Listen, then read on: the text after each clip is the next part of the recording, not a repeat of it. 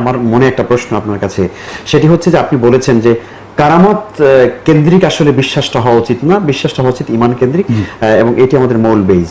সে কারণে আমার একটা প্রশ্ন, আমাদের সমাজে বর্তমান বহু আউলিয়াদের আমরা তাদেরকে সম্মান করে বলছি যে তাদের জীবনে অনেক কারামত আছে, এবং ওই কারামতগুলো তাদের বিভিন্ন দরবার থেকে বা বিভিন্ন ব্যক্তিদের পক্ষ থেকে এটা বলা হয়, এবং কারো কারো কারামত দিয়ে কোন একটা বিষয়কে জারি করে দেওয়ার চেষ্টা করা হয়, কোন একটা আমল, কোন একটা ড্রেস, কোন একটা পোশাক, কোন একটা সুন্নত জারি করা হয় ওই কারামতের স্বপ্নের মাধ্যম থেকে। শরীয়তে এর কোনো অথেন্টিসিটি আছে কিনা, যে আসলে কোন ব্যক্তির কারামত অথবা কোন ব্যক্তির স্বপ্ন এটা শরীয়তে দলিল হতে পারে কিনা? আপনি অনেকগুলো বিষয় প্রশ্ন করেছেন, জি আমরা এগুলো সবই আমাদের জানা দরকার। যেমন প্রথম প্রশ্ন হলো যে অনেক বুজুর্গদের কারামত আমরা শুনতে পাই। এখানে প্রথম কথা হলো যে এই বর্ণনাগুলোর প্রায় শতভাগ কোন তথ্য নির্ভরযোগ্য এটা বলা কঠিন। কারামতুল আউলিয়া হক কথাটার অর্থ হলো সহি সনদে নির্ভরযোগ্য সূত্রে অথেন্টিক ভাবে যদি কোনো মানুষের থেকে, যে মানুষটা অলিবুড়ো প্রমাণিত কোনো অলৌকিক কর্ম বর্ণিত হয়, সেটা সত্য বলে মানবো, তার বেলায়েতের মানদণ্ড হিসেবে না। আর এটা প্রায় অধিকাংশ কারামতের ক্ষেত্রে সত্য না। যেমন কারামত পাওয়া যায় কখন?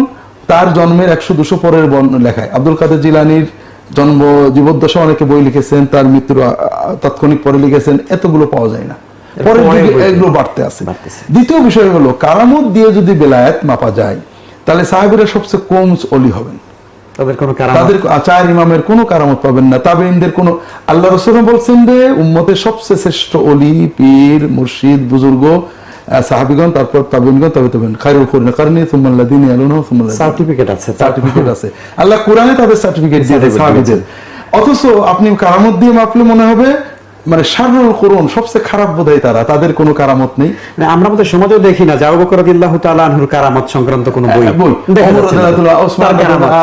দেখা যায় যে বিভিন্ন ওলিদের নামে বিভিন্ন আজগবি গল্পগুলো। ইমাম আবু হানিফা রাহমাতুল্লাহ আলাইহি ওনার কারামতের কোনো বই, শাফিঈ রাহমাতুল্লাহ, ইমাম আহমদ রাহমাতুল্লাহ পাওয়া যাচ্ছে না। জি। তৃতীয় বিষয় হলো এই কারামত স্বপ্ন সত্য হলেও এগুলো কখনোই শরীয়তের মানদণ্ড না। আমরা একটা বিষয় আলোচনা করি, মুসলিম উম্মাহ সবাই জানে যে সাহাবীদের ভিতরে কারামতের দিক থেকে সহি রিওয়ায়াত যেটা আসছে ওমর রাদিয়াল্লাহু তাআলা থেকে।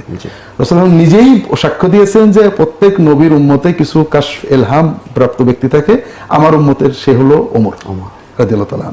এবং তার কিছু কারামত আমরা জানি। জি। ওমর রাদিয়াল্লাহু তাআলা সাহেবে কাশফ, সাহেবে ইলহাম, সাহেবে ইলকা, সাহেবে কারামত, তার অগণিত ফিকহি মত আমরা মানি না, একেবারে ধাক্কা দিয়ে ফেলে দিই, সাহাবীরা ফেলে দিয়েছেন। জি।